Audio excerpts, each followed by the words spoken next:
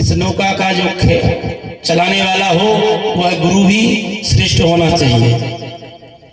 अगर गुरु स्वयं जो है स्वयं में भगवान का भक्त नहीं है, भगवान के प्रति उसकी निष्ठा नहीं है महाराज, तो वो इस बात को समझाएगा ही नहीं, इस बात को नहीं कहेगा कि आप भगवान का भजन करिए। उसको तो केवल एक ही लक्ष्य हो जाएगा, कहेगा कि जैसे तैसे कुछ भी हो हमारे चेलों की संख्या बढ़ जाए, जितने ज्यादा हमारे शिष्य हो जाएंगे उतना ज्यादा हमारा नाम यश हो जाएगा।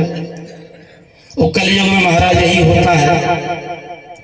कलयुग में क्या हो रहा है कि गलियन गलियन गुरु फिरे और हमसे दीक्षा ले, स्वर्ग जाओ चाहे नरक में और हमें रुपया दो। लेकिन भैया गुरु, अरे हम 2 पैसे की हंडी खरीदते हैं तो उसको ठोक के बजा के लेते हैं, लेते कि नहीं? जब भी कुमार के पास जाते हैं, क्यों मैया दाई, सही बात है ना?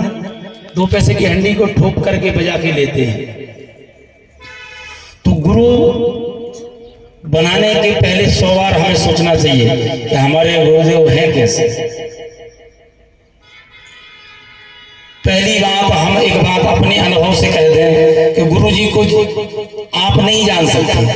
अच्छा, गुरुजी को जानने का सरल तरीका क्या है? एक सरल तरीका बता देते हैं।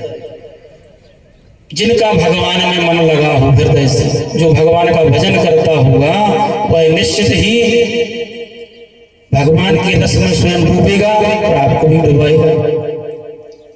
और जो भगवान से विमुख है, ऐसे गुरु से हमें आपको दूर ही हो जाना चाहिए। क्योंकि वो स्वामी तुलसीदास जी महाराज कहते हैं कि जाको प्रिय न राम वैदेही और तजिए ताही कोटि बैरी सम, यद्यपि परम स्नेही।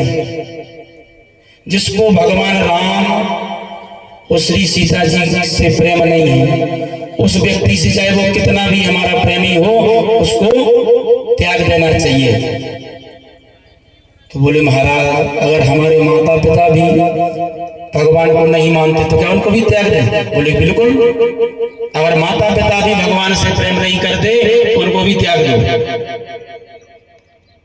बोले तो पाप लगेगा हमको? बोले हम प्रमाण देते हैं इस चीज का, कहीं कोई पाप नहीं लगेगा। तो वो स्वामी तुलसीदास जी महाराज कहते हैं कि तजो पिता, पहले नंबर पिता की बात करी आपने, तो हम पिता के ही लिए बता रहे हैं। तजो पिता, किसने पिता को तज दिया? प्रहलाद। प्रहलाद किनके पुत्र थे? हिरण्यकश्यप। तो उनने अपने पिताजी को त्याग दिया, उनकी बात नहीं मानी। क्यों? क्योंकि वो भगवान के विरोधी थे। भगवान से विरोध करने वाला अगर पिता भी क्यों ना हो तो उसको भी त्याग देने में कोई हमें पाप नहीं लगेगा। अब आप लोग ऐसा ना करने लग जाएं कि अगर घर में देखें कि पिताजी आप तो जो बिल्कुल पूजा पाठ नहीं करते, हमें भी आपका त्याग करना, वृद्धाश्रम में भेज देंगे। ऐसा नहीं करना है।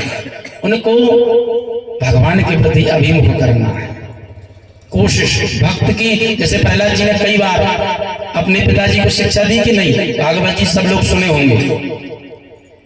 क्या शिक्षा दी? बोले पिताजी श्रवणम कीर्तनम विष्णु, हमसे अगर कुछ ज्ञान अपनी बात पूछना चाहते हो पिताजी तो हमने तो केवल एक ही बात सीखी है कि संसार यह एक अंधकूप है,